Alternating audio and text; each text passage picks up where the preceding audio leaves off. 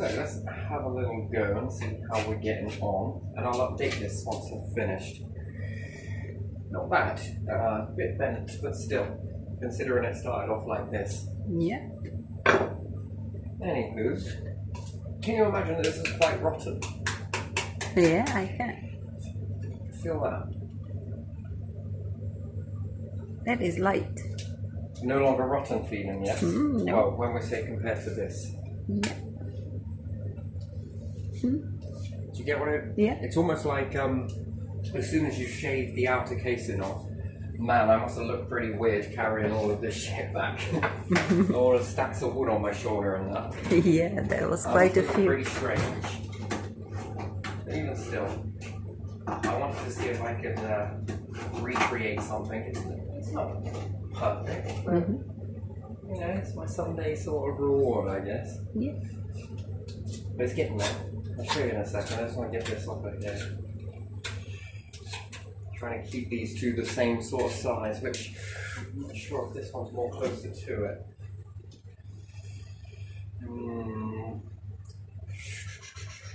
Yeah, no, I'll probably go with this. I'll have to pare it down because it's quite crooked. Yeah. Yeah, I see that.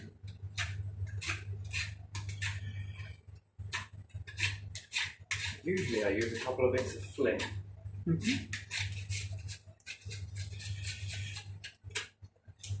But I suppose in modern day I don't really need to, do I? But No. I don't know, it depends on how fun you find doing this sort of stuff.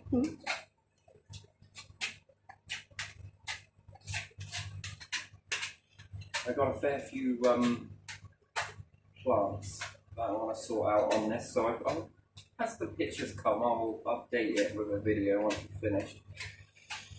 See if it works. It already is, but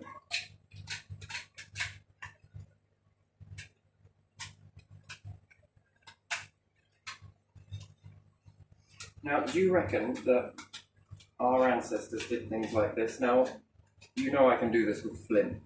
Flint is far more sharper than most of the blades that we have today. So the only problem is you just don't want it for food consumption because you get little fletchings in it. I see. You get what I mean? If you get a piece of flint that breaks off and you bite down on that, you lose your teeth. Yeah. Or you begin to chip your teeth.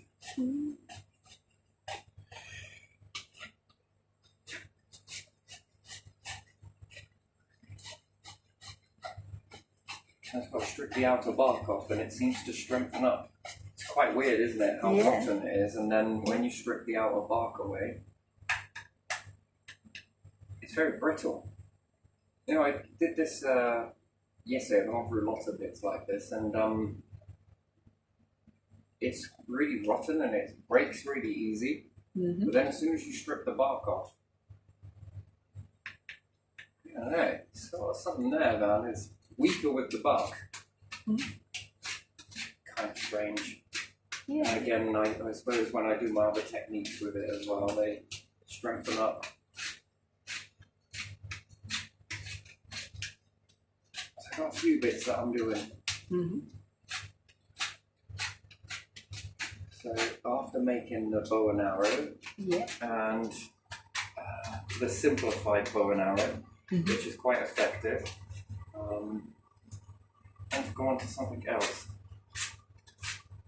which is this. And I got one more to do after this. So I can make a beautiful little boat out of this stuff, which I might do bit by bit.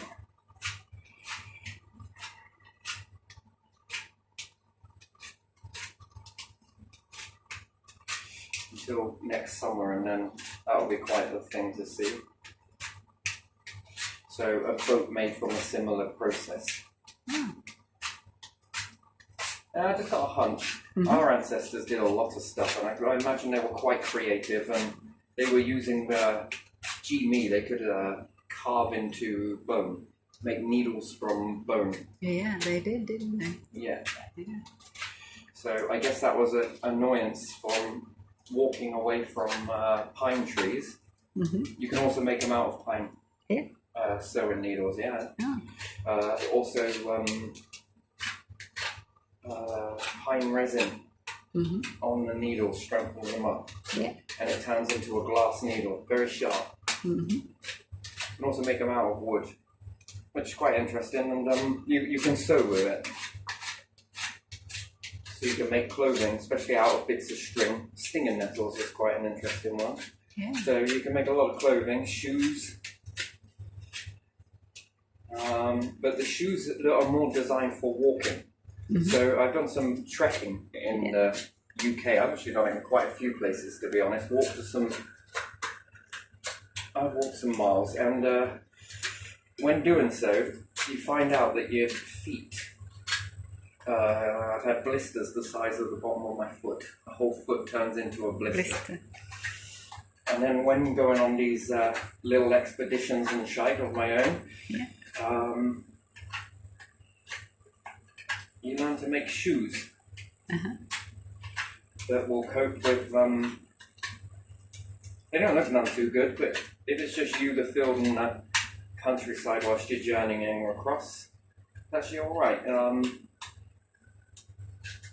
And then with these shoes, you can make all sorts, baskets. Doesn't really matter really what you do with it. It's up to you. But the shoes that you make are much more suited for long travel. Mm-hmm.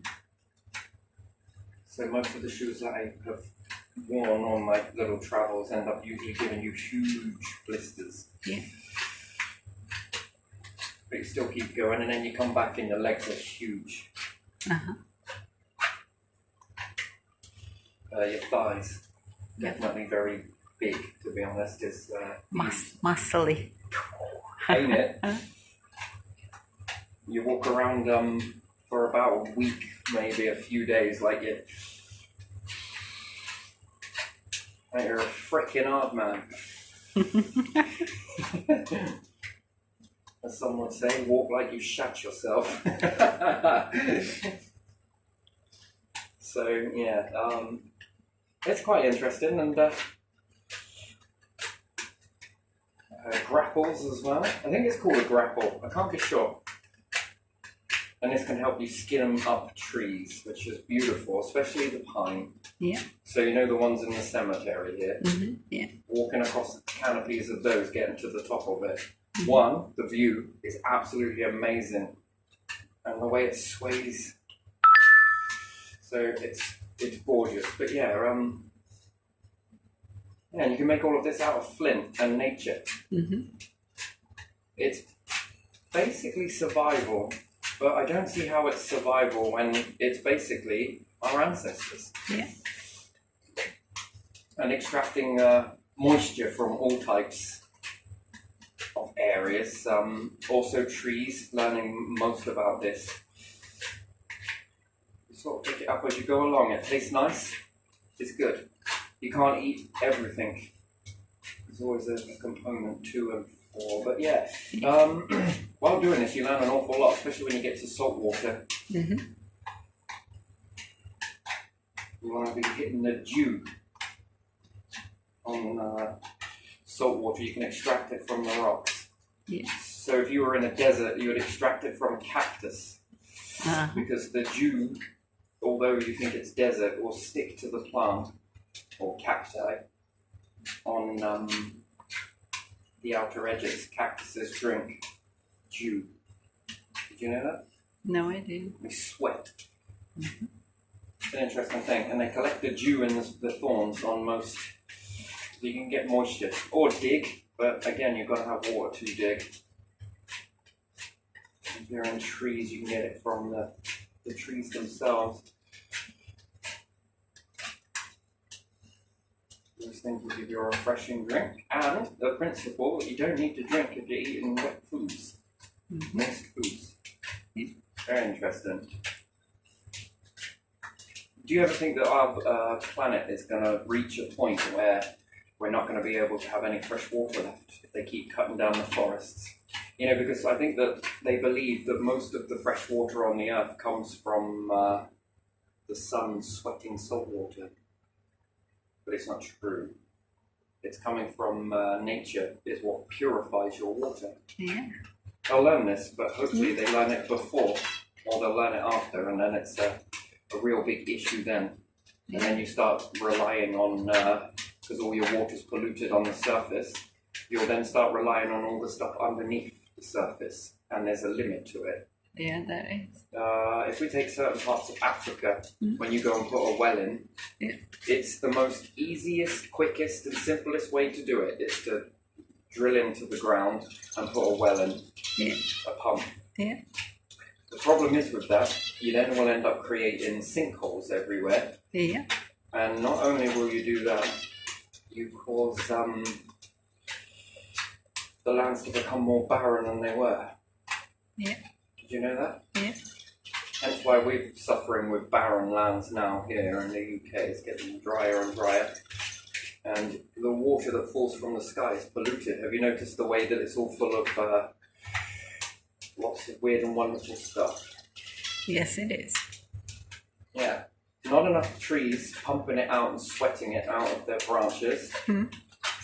And a lot of people awake all year round. They're all dirtying up the water at a fast rate, and this causes an issue. Eventually, you will run out of fresh water because all of the water will go stagnant. Then you start to lose nature, not nature, wildlife, especially in the waterways. This is a bad time for humans, very bad, because everybody believes that it comes from the saltwater sweating. Now, purification happens from trees sweating. You drink tree sweat when it extracts. So there's a nifty trick that you can use using vegetation, not this type. And you can take it like a straw, and it works for a filtering system. It's beautiful. And this filters out a lot of impurities, but nature's doing that on a large scale. And when you lose it all, and you keep adding things to the lands, especially shite, like farming here, and you keep adding manure and everything else and animal feces, you begin to pollute your water so much so there isn't enough to evaporate and come back. And when it does come back, it's tarnished too. And once that's tarnished, that's when it's you meet extinction. Fascinating, absolutely fascinating. But if you believe it comes from salt water, then good luck with that. You need heat waves in order to trigger that off. Yeah. If you have an ice age, big problems. Do you hear that? Because the water will be bad, tarnished, tainted water that will freeze. Yeah. And when you melt it down and drink that, oh, yuck. So yeah, that's the problem with removing vegetation, especially trees. They're not only give you a lot of stuff, and then again, that's ivy as well. That allows ivy to catch up. That brings down the trees. And they don't sweat enough. And without the sweating process, because you see that when the root goes in, it leaves what it doesn't want, pulls in what it needs. And then the byproduct of that, sweating away or evaporating. You know, in survival, if I'm really thirsty, and usually on my journeys, I will wrap nature, vegetation over in a type of bag. Yes? Yeah. Modern plastics make it easier. And then seal this off on my journey to somewhere, and then when I come back, I've got lots of drink that I can sip on. Especially if the water holes are pretty bad. I mean, I look for life, what life is in it, and what life's growing around it, and the smell and everything else and quality of it. If it's bad, I won't drink it. But I will wrap the trees that are around, a few branches here and there, or vegetation, it works just the same. This is what leads scientists to make another mistake, which believes that all plants in houses sweat and cause dampness. It's not true. Only when you suppress it and make it very hot does it produce more moisture. Tries to cool itself down. It's like humans when they get too hot, they sweat more. See? So Very interesting. Very, very interesting. You should really look after your woods. You need them. That's why underground farms with forests in it are very good, because you can tailor what they do. You can put them on the extreme of putting some tarnished water there. Mhm. Now purify it, Yeah. and what's collected in the, I called it a Darwinosphere. Yeah. When it's condensate, you want to collect that, Mhm. and the bad water turns pure, Mhm. based on this sweating. And it's a very nice process, to be honest, within that. And slowly but surely it purifies the water. Mhm. Did you know it gives it loads of vitamins as well? Can you believe the time on Earth where it was covered in forest that it used to rain vitamins? Sounds funny, doesn't it? Yeah, so it's The nutrients unbelievable. lost inside the forests, Yeah. especially when the world was covered in pine, that's vitamin C. Mm. And it's in trace amounts in woodlands. It's in trace amounts, very small amounts, Yeah. but bulk it up. It's the reverse of pollution. They then begin to over nutrition the planet in a certain pH. You know, like when you break into an orange and it sprays, you're putting that into the atmosphere. It's no different to a particular plant sweating this, especially when it gets warm. And you start putting vitamins and minerals is what the nature does. It's an interesting thing, really, isn't it? Sorry, I just got tape at the end.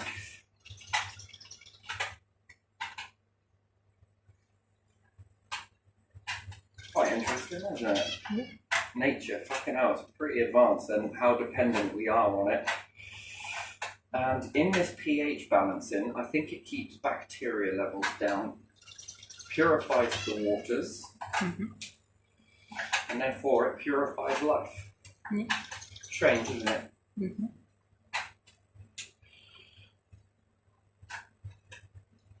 I mean, because if we were sweating seas for the water, what will happen is the seas will get saltier, a bit like the Dead Sea, is it called? Yeah.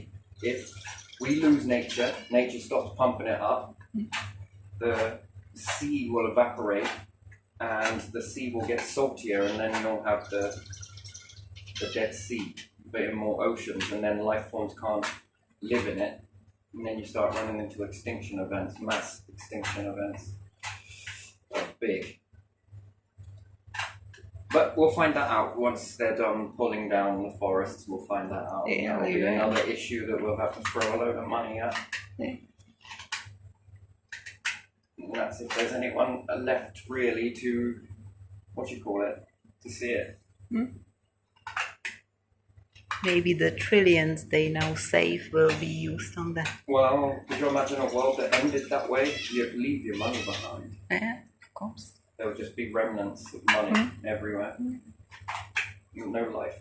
And one day aliens will come and will Find wonder these bits of paper. about those, especially the plastic ones that will last probably very long. Like, why do they have different pictures and different kind of signs and writings all over it in different areas? Most people think that meteorite impacts make all of the impacts that you see on the moon. They're not all done by meteorites. Look at the Earth, and you notice sinkholes. What shape are they? Round, What shape are meteorites? round. When it collapses in on itself, you get this type of pottening effect. So it can be mistaken for meteorite impacts. Yeah. And not all of it is. Most of it is made by sinkholes. Yeah. And when a sinkhole forms over another sinkhole, usually due to the clay, how do water drops fall? Don't say tear shape. How do water drops, rain fall? How does it fall? It's a little spheres, isn't it? Solid? No, I don't know. It's pancake. Pancake? When it falls, Yeah. it meets the resistance, and it goes into a. If you could look down on it, Yeah. you see it as a streak. I think your mind can't. You've got to look at it in slow mo, and then when it hits the ground, Yeah. What sort of shape does it make? A crown. Yeah, yeah. So some are meteorite impacts and others are softer grounds. And then again, you would say that it would be collapsing, probably not just due to moisture, anything liquid. And what's liquid is, would you think lava's liquid? Lava. Liquid rock? Lava. Yeah, it is liquid too, isn't it? Liquid. Yeah, what did you have on your moon? Lava. Yeah. Well, NASA found it, didn't they? Yeah. Oh, the soil's orange. It's orange. We'd like you to come home. Okay, Bob. I think they stayed a little bit too long than they should have done. Yeah. I was a geologist. Can't remember his name. Yeah, I forgot his name as well. Yeah, so when you have liquids, you get this falling effect. Meteorites make crowns, Oh yeah. especially if you've got regaworth. They'll make crowns, glass crowns around the outside. Yeah. Because it's so cold, glass is a super cooled liquid, technically. So when it gets hot, and the meteorite hits in and it gets very hot, as it blows upwards and it melts, it freezes in the coldness of it very fast, and it creates a glass crown. Yeah. Probably circular and looking. And there again, what does this do to the Earth? I don't know, not sure. Crop circles, again, another thing, circular. And then there are those not so crop circles, but they look like it when walking across the green here with those circles. Yeah, And there another are circle. circles, yeah. And another circle. You could say that's a crop circle. I don't think it is. I think it's underground. Yeah. It's letting you know that there's a future pit hole going to fall. And it will look like a meteorite impacts in the area, but it's not. It's just where there's water and it's pressing down on something, and if it's what depends on what it's dissolving. It's bringing up this. It's making quite a bog, and therefore it's pushing up gases, and some things growing it and thrive, and other things will not grow at all because it overdoses. And then if there's water, what does that do to magnetism? I don't know. How does it? What's it responding there? Is it too much? Is it too little? Is it makes it harder or more easier? Or who knows? But yeah, very interesting. Yeah, I think that's good enough. Probably take that down a little bit more. Yeah. No. Can you believe I use a pruning knife for this? It's probably not the best. It's pruning pretty well then. I know. Yeah. Well, it's a little bit ski whip on that one, but that's fine. I don't really mind that. And then going to this one here. Yeah, I think we're going to get it there. Let's put that there and there. So yeah, very interesting. And if the ground's soft underneath, it compacts. And have you seen that most pits, when it starts filling up with water, it sort of wants to take on this flat semicircle? No, not semicircle, wrong thing, circle, flat circle. Yeah. It is a semicircle. Dome. A dome effect. If you could take the water out of a pit and turn the pit upside down, it will give you a contact lens sort of looking, or a jelly mold in a dish. Yeah.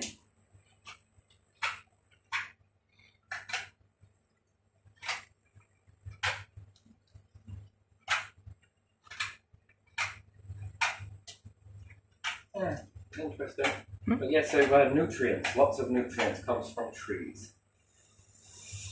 And they sweat, and many different types of tree and different things like that. And it could be why we got, there wasn't much cancer back in the day, you know. Because, especially birch, and at the turn of the Ice Age, last one, wasn't it? Birch, elm, and hazel were recorded, weren't they? Yeah.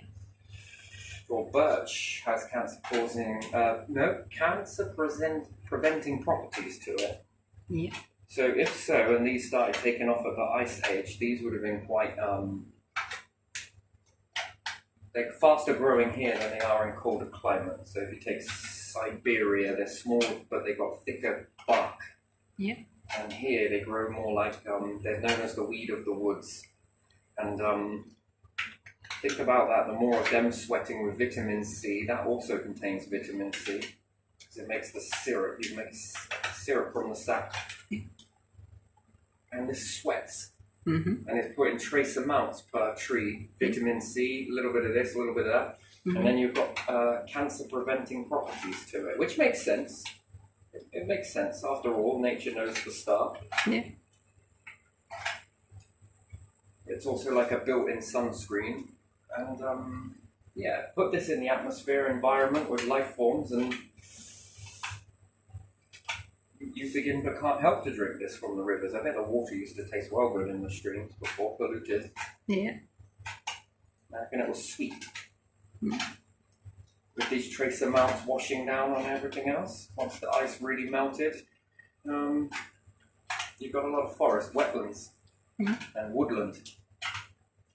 And therefore, I think with that much wood in it, so you've got to think about it. Many humans, what do? We pollute, yes? Yeah, But then what about if we have many rats? They also pollute. Yeah. What happens if you have many trees? They also pollute. Yeah. It depends on what it is. Then you have balance. The balance, yes. So while one is polluting, if one is feeding off of it, taking and absorbing the nutrients, you keep the forest at a balance. Yeah. So it doesn't, because if it runs away with that just nature on its own, it'll probably die. Because it would overproduce this pollution, which would be its nemesis, I guess. So you needed life forms to be able to feed off of that, and it all fits in quite nicely, all nice and snug as a rug. Or a bug on a rug. But yeah, so that's quite an interesting thing. And the tannins are quite bitter in some aspects and very sweet in another. So, and it's, have you noticed those willow trees that are leaching into the river? Yeah. And therefore it's putting in a taste it's putting the salicylic acid into the waterways, and it's quite beneficial, to be honest. It actually acts as a pain relief. It's amazing. Life is amazing, but disturb the balances. It's never a good thing for you. And this is what the ancients were on about, by balance. Everything's about balance. This is what they meant. Yeah. They knew something. They shared information, I believe, before the Ice Age. They knew a lot of stuff. And it was very important to them that they put this, respect the balances, don't knock the balances. So how they learned that, what happened? Something happened, big happened before the Ice Age. And they learned something from it that then made them share this information down. I mean, it's a bit of a strange thing to pass down, don't you think? Yeah. That type of knowledge? Yeah. Without any learning, with just guessing, seems too perfect for me. No. They were warning because they knew something. Where they knew this from, no, that's your guess. But usually humans learn after they've been told off, and whether they've been told off, physically told off, or the environment tells you off. Usually you listen, yeah? Yeah. Oh no, there's too much carbon dioxide and carbon monoxide. Shit, the environment's telling you off. What are we going to do? This?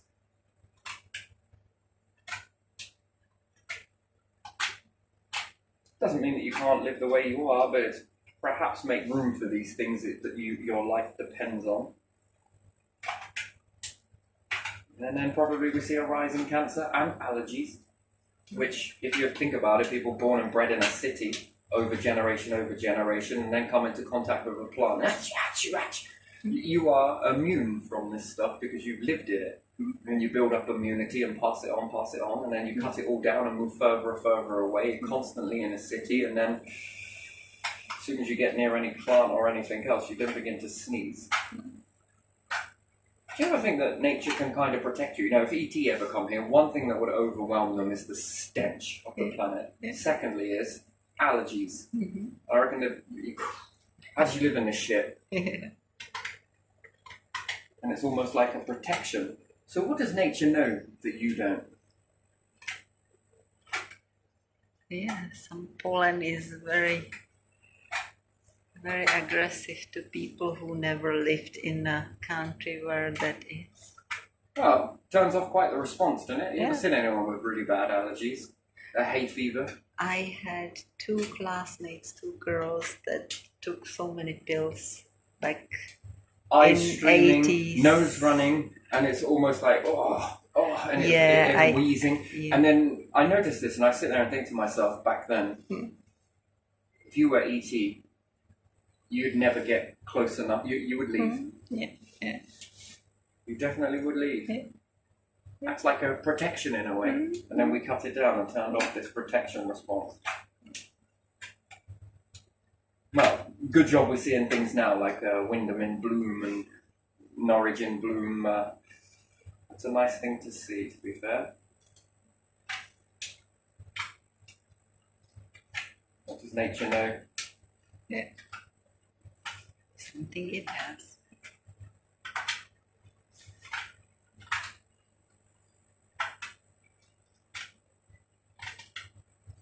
Yes, it definitely does. Doesn't do nothing for nothing. Nothing really is for nothing. There's always a reason behind something. So yeah, when you sort of like letting this stuff sweat into the environment, it creates like a pollution technically. If there are enough humans around sweating, then they tarnish the lands with sweat. Interesting, really, isn't it? And then you keep in the balance. Yeah. You gotta have something that takes in that sweat.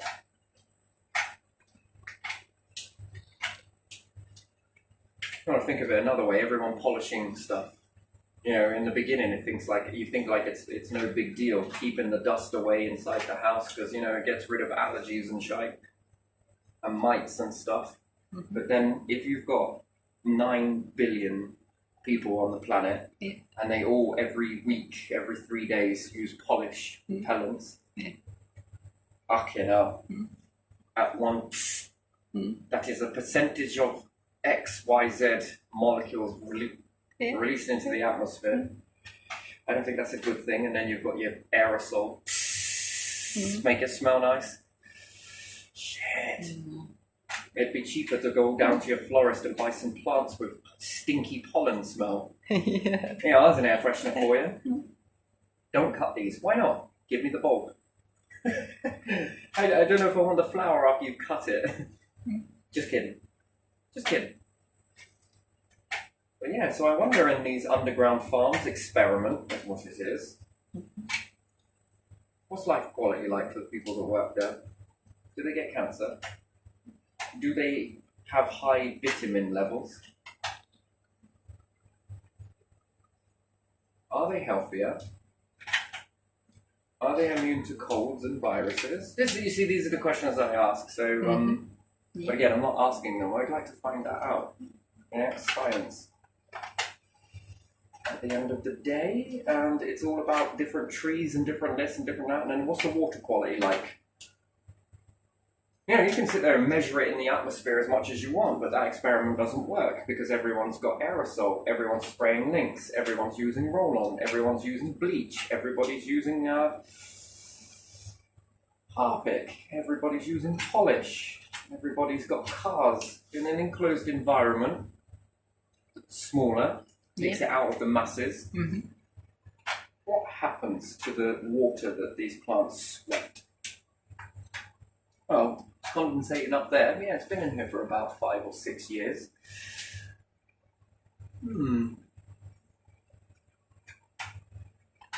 Then what is the... And then it helps you understand something. New science comes out. You change all the textbooks like that, wouldn't you?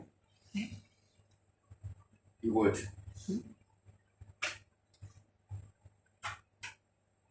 These plants are good at fucking curing cancer. Fuck me. Oh, this time. Here you go, you want to drink some of this? What is it? It's the innards of a tree. Get that down your neck once a week. And then you don't have all of this chalk, all of this... all of that fucking mineral content inside mineral water. I don't want it. I want pure water without all of that shit in it. Where'd you get it from? We can get it from a tree, but it has other different nutrition in it. Is it going to clog my internals? I don't think it will. And then how does that look going forwards? Do you live longer? Do you live healthier without needing to do any work? I imagine our ancestors were pretty... And what does that do to the air? The air quality? I don't want to be told based on someone checking the environment. It doesn't work. It's forfeit. That's a failed experiment. Why? Other influencing factors, and you don't know all of it. Inside a habitat somewhere. Yeah. Get a little bit more fucking data there, don't you? Yeah. Quite a lot. And you don't get any false positives from anything else. And then, during the winter, it's pumping out gases. So you've noticed here, the leaves, like I predicted on some of them, would drop all of their leaves and did, and they all look dead for a bit and twiggy. What's happening now? New leaves, new solar panels. Yeah.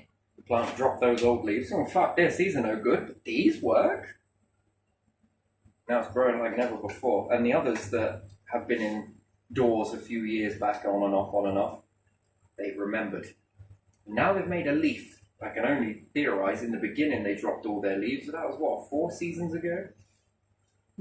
Yeah. And then recreated their new leaf. But now, this year, they've made a leaf that is capable of going outside and coming in. Well, that's interesting. Made a solar panel that works for both. So it's now understanding 3 lights. You can think of it that way with these. There's 2 different types here, plus the one outside. So, yeah, 3 light sources. I mean, that didn't take very long to adapt to that. But we'll see. But yeah, interesting. Where did you get a load of this? Does it look weird? Right now it reminds me of capital A. Capital A, yeah, it does, doesn't it? And now? And now there are 2 A's, but no, it's structure now. You see, I got a lot of ideas with this, to be honest. I'm going to make it all look beautiful, I promise. I'm going to decorate it with a few of this. Could even tie some of this on. I mean, I can make some string as well, which I've already got, so, and then I can snip this off of here. Yeah.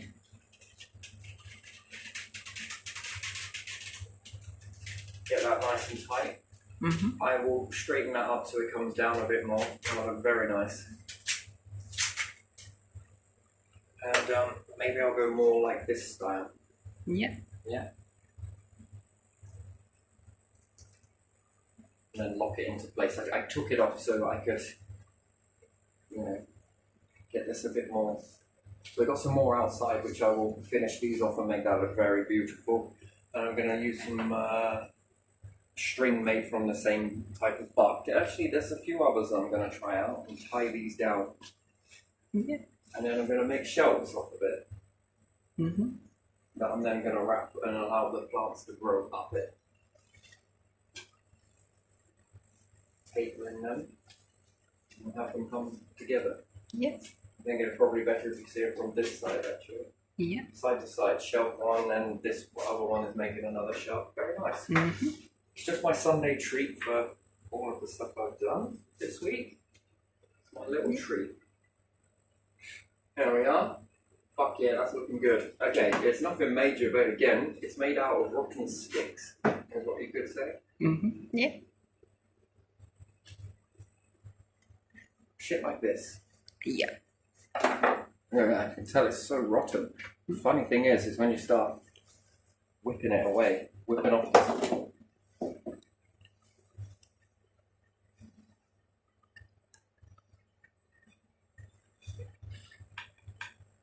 Well, we'll see. Yep.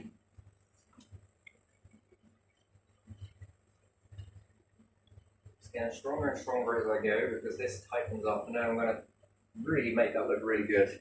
Just a bit at a time. Like I said, I'm going to build a boat of this style as well. A very nice boat. Yep. Yeah. Yeah. There you are. Just wasting my time. That's all I've really got to do. I got lots of beautiful bits that I've shaved off of here, which I got another idea for those, but I'm not going to mention it. I will just get on and do it, and then go from there. That smells good. Oh, has it come up on the camera all right? Yeah. Yes. I've still got a few more bits to do. I've got to colour this, and I'm going to go into this a bit more. Make it look very nice. Yeah. And I'm going to tie it down. I'm going to go with some feathers. So I got a fair few feathers to decorate. Yeah. Decorate, yeah. Yeah. And also a lot of this and a few other things as well. But we'll see how it goes. Yeah. So far, it's very strong. So it's actually quite strong. And it's not perfectly straight, but that's what I like about it. I mean, I could have sat there and skinned it all down, yeah. Natural is better. When it's perfectly straight, it doesn't look natural anymore, does it? And I'm going to put some shelves across. Yeah. You see, I was thinking about smacking these down in the middle. Because you can see how true the grain is. I mean, this was all laying on the floor anyway, so... the wood isn't really going to do much with it, but I could have smacked it down there and break this into two halves, and then you get a straight edge versus the curved one. And then I could taper the edges down again like I've done on this one. And I could get that to sit a bit better on something round. Yeah. Yeah? Yeah. We'll see how it goes, and it's not perfectly straight and it doesn't need to. I think it's going to look gorgeous if it isn't already, and like I say, I've got some plants to sit on here anyway, so might as well go with that bloody flow. And then they've got something to grow around, haven't they, really, to be fair? Because some of them I've got are whoppers. They're massive, massive plants. So, yeah. And then maybe our T-bar across the top that really sticks out. And I shall have a light hit this way and a light hit this way. Yeah. So it gets both sides of the frame. Hit this way and hit this way, and the plants that sit in here will just be taught to grow across it. And I still got the pendulum to do. Yeah. Yeah.